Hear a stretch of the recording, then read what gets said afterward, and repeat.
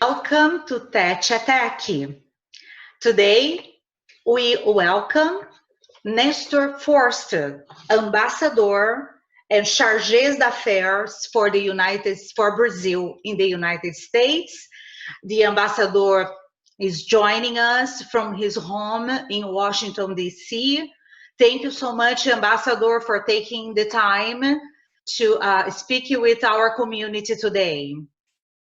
Thank you very much, Margarise. Thank you, BayBrazil, for organizing this virtual meeting. It's a pleasure to be here. Thank you, Ambassador. Well, first of all, how is your health and the health of your family? Thank you for asking. I'm 100% recovered.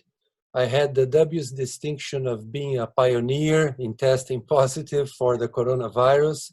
I had the result of my test on Friday the 13th, now in March. And as soon as I learned that I had tested positive, I self-isolated, and we took several measures in our embassy to protect people. First and foremost, those employees who are of 60 years of age and above. And then we established like an emergency work plan for the embassy in order to keep all the essential services functioning, working, but without exposing our colleagues, our team, to any risks. And I'm very pleased to report that after almost 3 weeks, we have not had a single case of coronavirus in our team at the embassy of over 100 people who work there. So it shows that we acted in a timely fashion, and that what we did produced the desired results. Excellent, Ambassador. How about your family? Did they end up turning testing positive as well, or is everybody all right? No, I was the only one. I live with my wife, and from the beginning we took all the preventive measures, social distancing, staying over 6 feet away from each other, and being careful with sharing the same environment, etc. And she tested negative. She didn't get it, so that was nice. Excellent. Glad to hear that, Ambassador. Well, when we announced our conversation with you, we invited our community here in the Bay Area, and of course we have members in Brazil as well. We invited them to send their questions to you, and I'm overwhelmed. We got so many questions.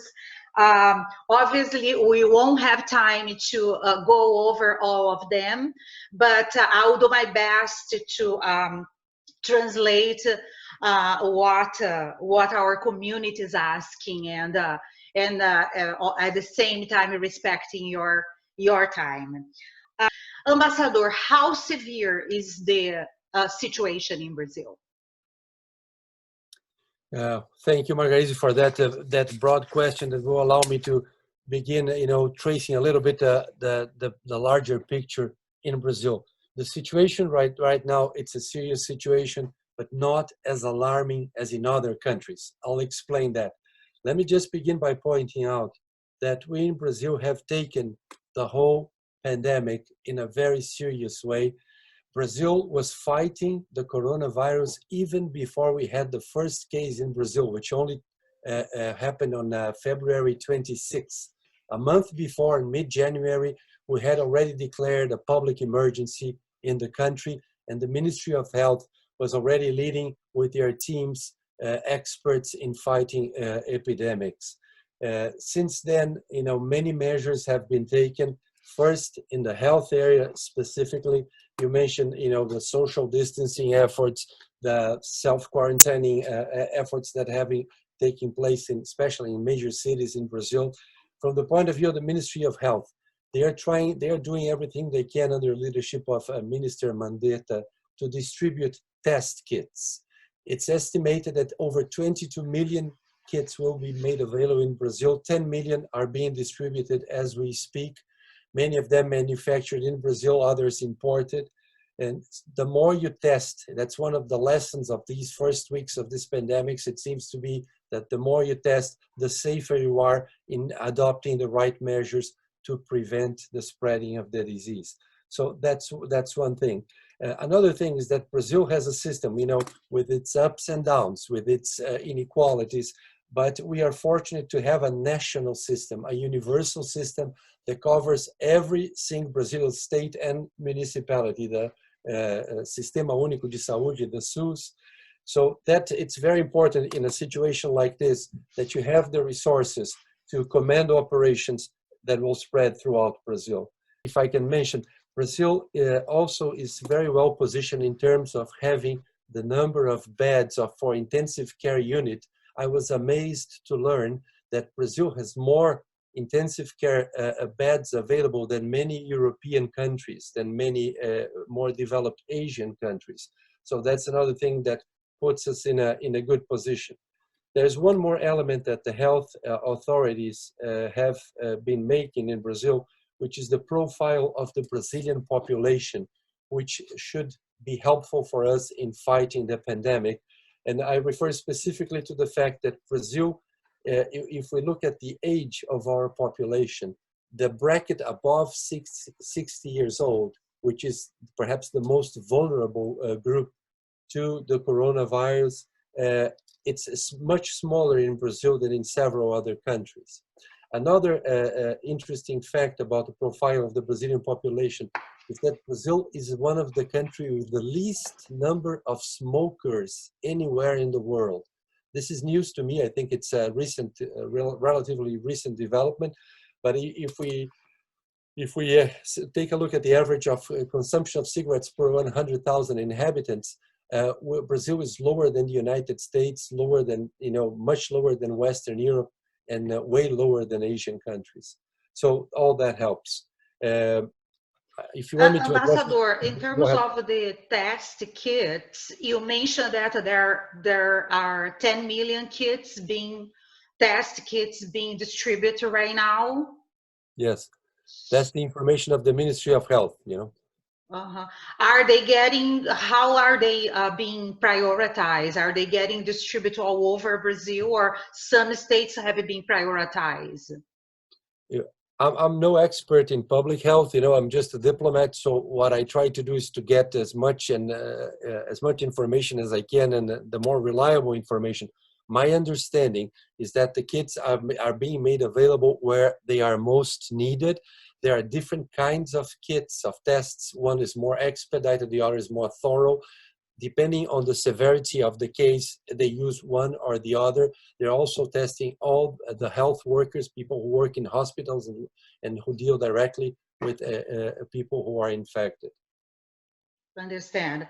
So do you feel that there will be enough kits to test everybody that needs to be tested at this point? That's what we hope. As I said, that seems to be a key ingredient for designing the right strategy to contain the spread of the disease, is to have the population tested, and then perhaps follow that up with efforts to try to identify where the person was before, if any foreign travel was involved, or who this person had contact with prior to becoming infected. Great. Ambassador, talking now about the impact on the economy, where do you see most disruption right now in the Brazilian economy? Well, this came as a surprise. The whole pandemic came as a surprise to everyone. So, life was going on normally for most people, including for ourselves. And suddenly, life was disrupted and changed dramatically. Those most affected on speaking in terms of the economic effects of the pandemic, it seemed to have been the people who had their jobs compromised right away. For instance, people who work in the travel industry, the tourist industry, bars, restaurants, people who suddenly had, the small businesses who had to shut their doors and dismiss people. So this is an important component of this crisis. There is the public health element, which is the central element, which needs to be faced with all the resources we have. But we also cannot turn our face from the tremendous economic impact And, President Bolsonaro has stressed this over and over again. And we've seen the Ministry of the Economy, Paulo Guedes, announcing the incredible package of measures. We talk a lot about it, and we follow what's going on here in the United States with this incredible $2.2 billion rescue package. But, we did not do less in Brazil. We have, if we put together all the monies that were made available in terms of postponing debt collection, tax revenue, in terms of anticipating the payment of the 13th salary for many workers, in terms of making available unemployment insurance, in terms of expanding programs that transfer rent to families, the tremendous shock of liquidity that was made through the Caixa Econômica, BNDES, through the central bank. If we put this together, we have over 500 billion reais. 500 billion reais. I was just adding up here when I was watching the presentation of the Ministry of the Economy. And this is, again, it's unprecedented in terms of Brazilian measures taken to face a crisis. And the idea is to avoid as much as possible that, the most vulnerable get hurt. Who are the most vulnerable? The self-employed, those in the informal sector of the economy. And, the estimates point that we should have something between 38 million to 40 million people in that situation. These people, from one day to the other, they don't have the resources to bring, food and the essential things for their families. So that's why the government is concentrating its action also in providing liquidity to small businesses, providing unemployment insurance for these people, including in the informal sector, which is something that I think was never done before. Yeah, I'm curious about the resources for the small businesses, Ambassador. We got quite a few questions here from our some of our members regarding the resources in place for startups, small businesses that have been affected and don't have that cushion, that extra cash to keep going for the next few months. Could you please give us your sense of what exactly has been done for the small businesses so far? Very well. Well, according to what was announced by Minister Paulo Guedes, the idea was to give a shock of liquidity into our financial system so that, whatever businesses, but especially the small and medium companies, which will need more access to credit in the moment of a credit crunch or a crisis, will have resources available. So, what I have here, 200 billion reais were made available to increase the liquidity coming from the central bank. Another 150 billion among the Caixa Econômica Federal and the BNDES. Of course, these are, subject to market mechanisms there in terms of how this money is going to be made available to the companies.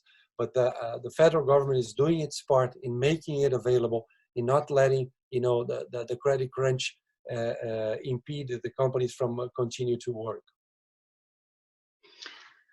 Okay, so we'll follow up with you once you have more information about how these resources will get to the startups and other small businesses. So you mentioned one of the sectors that have been highly affected is the travel sector. So with the travel between the US and Brazil compromised, what are your recommendations right now, Ambassador, for the Americans who have business with Brazil, who travel very often to Brazil or from Brazil, also the Brazilians that have a business in the United States? What are your recommendations right now for these leaders? Yeah, this is a big challenge, Margarise. As you've seen, first Brazil closed the borders with the 10 countries in which we have physical borders in South America. Then Brazil instituted a partial travel ban coming from the countries that were most affected, from Asia, China, and then some European countries, Italy and others, where most cases were taking place. And then just last Friday it was announced that all passenger travel would be suspended. We are only allowing cargo aircraft coming to Brazil, with some exceptions of Brazilians being repatriated, etc. So, you know, the advice I give is, this is a challenge for all of us. You know, we diplomats, government employees, we also try to travel a lot, and it's part of our job. And we're all being grounded, and, you know, we're all being told to stay at home. So I think what we need to do is do the most we can with the resources, including, you know, video conferencing, teleconferencing, try to be in touch as much as possible with people. One big challenge we all face, you know, in our different capacities, in our different areas of work, is to try to keep our agenda moving forward. You know, there are so many things. If talking about Brazil-U.S. relations, you know, the work we do at the embassy, we were at a very privileged moment. We were perhaps at the peak of our bilateral relations just, you know, three weeks ago, with the heads of state getting together for a historic dinner in Mar-a-Lago in Florida, and pushing a very ambitious agenda of cooperation in several areas, including trade, including defense, including science and technology, something that has to do with, you know, what you guys do there in the West Coast in terms of innovation, startups, etc. So this agenda was there, and you know, it was about to come to fruition when we were all hit by the coronavirus. What do we do with it? We do the best we can. I think, you know, the main challenge is to try to keep the momentum as much as possible, so that the places where we were before, the agenda we have and the level of ambition that was present there, doesn't get sidetracked, doesn't get left on the side. This is not to downplay the crisis. The crisis is very serious, very real, and we need to do everything we can to fight it. But, you know, we cannot reduce the scope of life only to one of its dimensions, as important as it may be.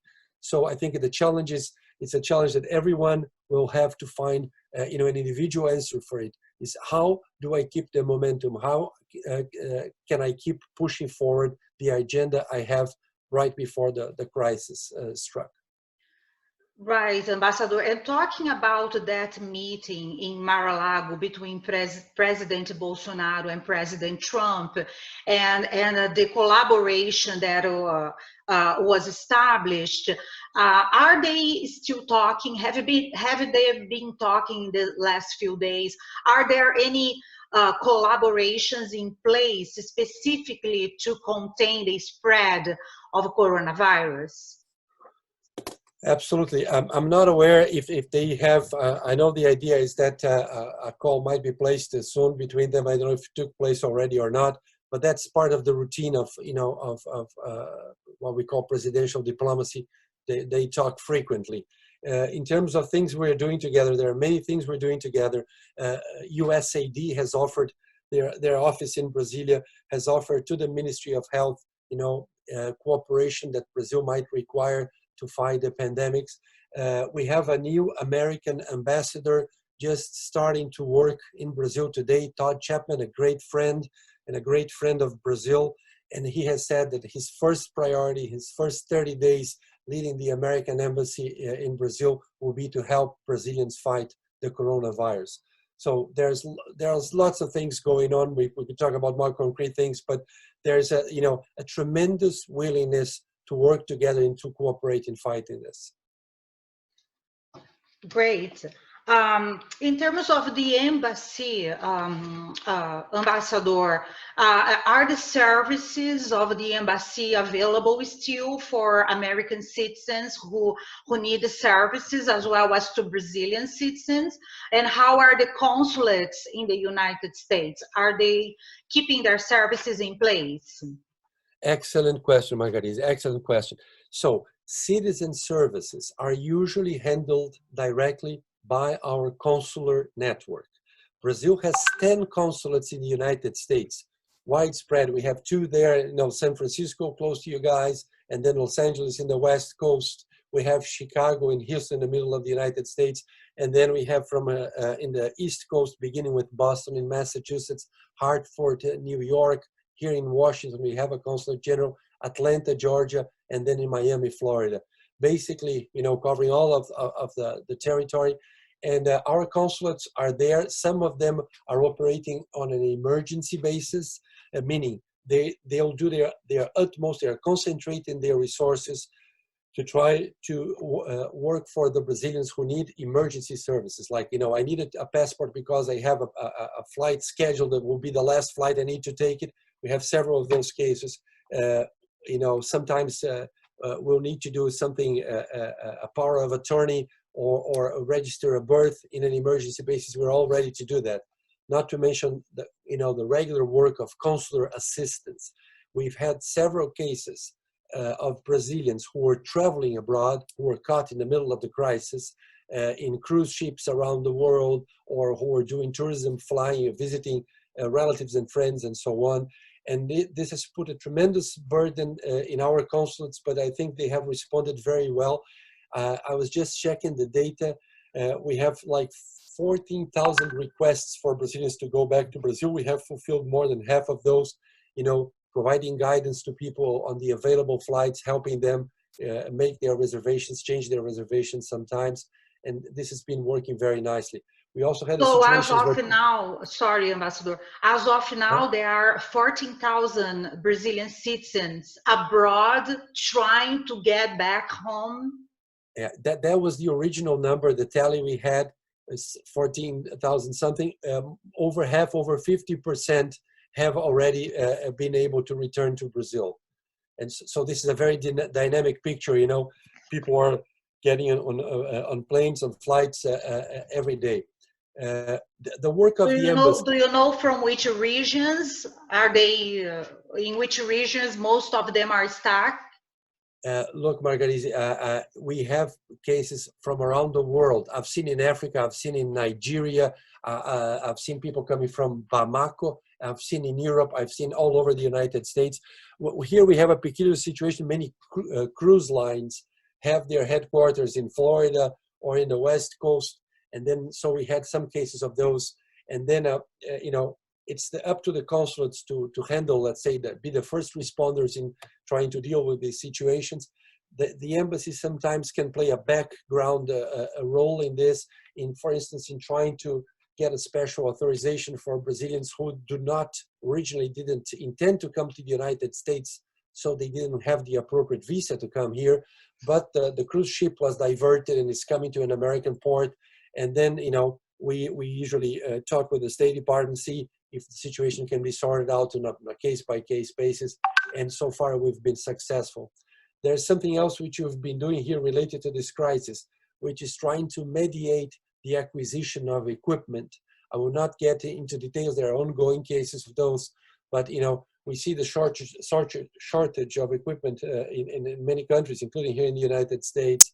And in Brazil, there's a high demand for some specific items, and we've been trying to help in trying to make those operations go forward. Ambassador, there is a lot of uncertainty right now in countries across the globe about the ability of dealing with the spread of this disease. Do you see that there is enough collaboration among players in different regions? And do you see that countries will rethink about how they invest in health? Well, some people, perhaps those more optimistic, have been saying exactly that, Margarise, that, we'll learn a lesson in terms of preparedness and so on. Let me tell you, what I've studied about the previous cases of epidemics and pandemics. When we had the SARS outbreak in 2002 in China, that lasted for a little while and was basically contained to China.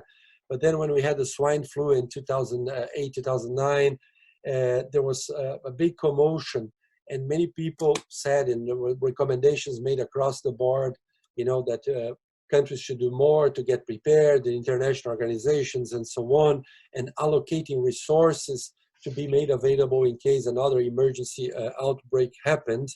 And the fact is, from what we've seen, people, once the crisis is gone, it's a very natural thing. People let go, you know, the sense of urgency is lost, and life goes back to normal, and we try to forget what we went through. I think, you know, I'm optimistic for your broad question. I think we'll fight this, we'll win. It will take a while, perhaps longer than we originally expected. I also think that, you know, the fight is taking place at a very local level. You know, that's where you see the measures that really make a difference in containing this.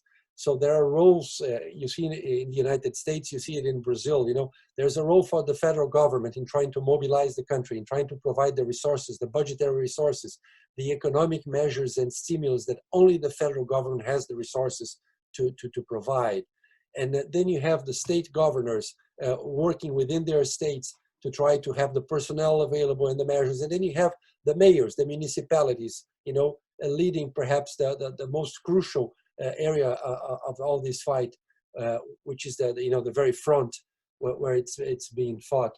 I think we will learn something from it, you know, including us here discussing. You know, there are many lessons to be learned by businesses, by the private sector, by the public sector, on how can we perhaps use better our resources, including, you know, what can we do during this time, not to waste any time in pursuing our own agendas. When you talk about the impact on trade, do you know which products specifically could be more affected at this point? Brazil is a big powerhouse in terms of agribusiness, in terms of producing food, proteins, you know, orange juice. I don't think, I mean, according to the studies I've seen, the preliminary studies I've seen so far, those areas are not expected to be the most affected because everybody has to eat. That's not something that, you know, is negotiable. The areas that might be more affected are those where, you know, consumers have the choice or, you know, can perhaps retard their choice to buy things. For instance, in the apparel sector or, you know, the fashion industry, the automobile industry, then we might have people retarding their decisions to buy. That might have an impact. As I said, it's a bit early, you know, we're not one full month into this crisis. Data will become available. There is, you know, the OECD was discussing this just over the weekend, and the expectation is that trade will be hurt. How much, we still don't know. What we need to do is be prepared to, once we're back in business, to make up for the lost ground as soon as we can. What are the top issues on the bilateral agenda right now, Ambassador? Well, you know, as I was saying, the big challenge for us is to keep the momentum that we had until the crisis began. And our agenda, it covers several different areas. First and foremost, we have a big interest from both countries in deepening our trade relationship, in negotiating some sort of encompassing free trade agreement in the relative short term. So that's high in the agenda. We have several measures related to that in terms of business facilitation, of e-commerce, of a program called Trusted Traders that expedite the movement of shipments among the two countries. That's in the trade area. We also have a tremendous activity in the defense and aerospace industries. We signed last year an agreement with the United States, the so-called Technological Safeguards Agreement, that will enable American companies to use a satellite launching base in northeastern Brazil in the city of Alcântara in Maranhão, which some say is the best spot in the planet to launch a satellite. We already have several American companies, including from the West Coast, interested in exploring that venue. When our president was in Florida just 3 weeks ago, we also signed a new agreement for the research, development, testing, and evaluation of products in the defense area. Brazil is the first Latin American country to sign such an agreement with the US. This is tremendously important for the future of our defense industries. More broadly, in science and technology, we had a very, very important bilateral meeting in early March in Brasilia, led by our Minister for Science and Technology, and with all the most important research institutes from both countries, with a very broad agenda covering from basic research in science to initiatives in the aerospace industry. For instance, one thing that we see as very promising is the idea of having a joint effort between NASA and the Brazilian Space Agency within the project Artemis, the successor of Apollo, the sister of Apollo. And we are considering the possibility of having some sort of scientific experiment from a Brazilian institution, from a Brazilian research center, being connected to the NASA project. So that's another area of science and technology. We have, we talked a lot about health. We have things going on in education. Brazil keeps sending a lot of students to American universities, both graduate and undergraduate.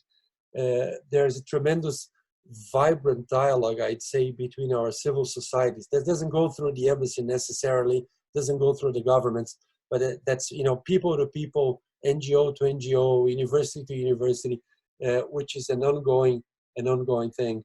There's so much to be done, so much being done. And as I said, and I'll repeat this until we get over it, our challenge now is to try to look beyond the crisis and keep the momentum going for all this tremendous agenda. And Ambassador, I know we are getting at the end of our conversation. I have two more questions. One regarding the lessons learned. What can Brazil learn from the countries that are ahead and having more cases of the disease than Brazil? What can Brazil learn? Well, that's a question that perhaps should be asked to the Minister of Health or to an expert. But as far as I see, the most basic thing, preparedness, is a good part of the effort. So trying to anticipate as much as possible. And I'm glad to say that I think we did this in Brazil. We declared a public emergency, a health emergency in Brazil in mid-January, a whole month before we had the first coronavirus case in Brazil, which only was identified on February 26.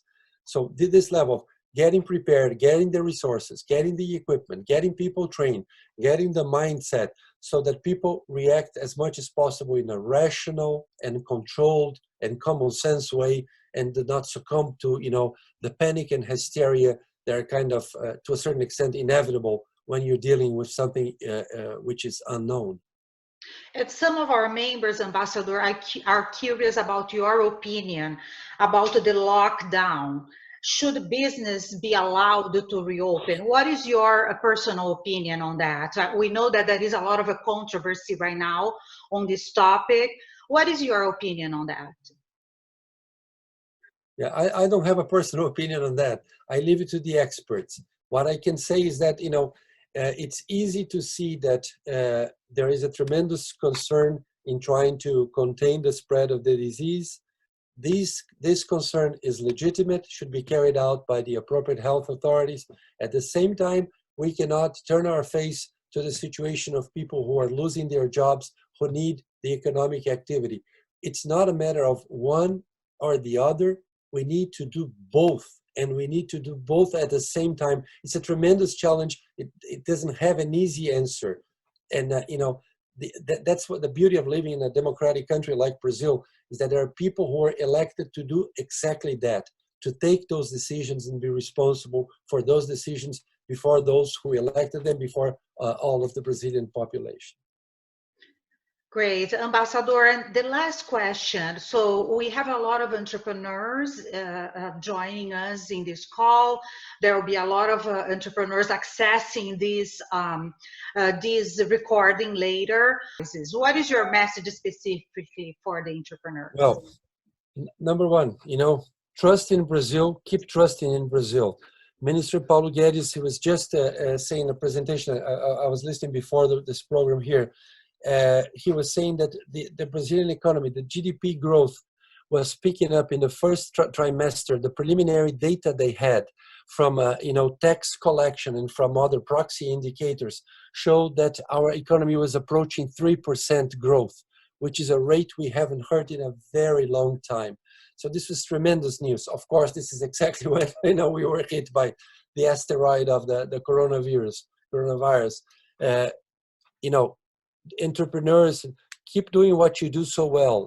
Keep innovating, finding, creating startup companies. Keep believing, in what you do and you do so well.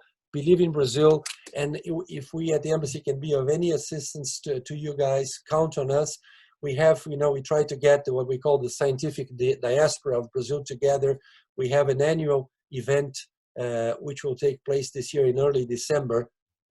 We hope the date will not change, in Washington, D.C., gathering people who come, from the West Coast, from all over the United States, from scientific institutions, research institutions, private sector, startups, and from all the Brazilian people who are based in Brazil with the Brazilian research institutes. So it's a gathering that's been successful. It's been growing every year. Perhaps one thing, a final message I could leave is an invitation for all of you guys to pay attention to what this group is doing, which I think has tremendous relevancy for Brazil and U.S. relations and for innovation in Brazil. Ambassador Forster, we thank you so much for joining us. We wish you the very best leading the embassy and also helping the Brazil economy to get back on track. Thank you so much. Thank you very much, Margarise. Thank you. Congratulations on BayBrazil for the great work you do. Thank you very much. Obrigada. Tchau. Obrigado.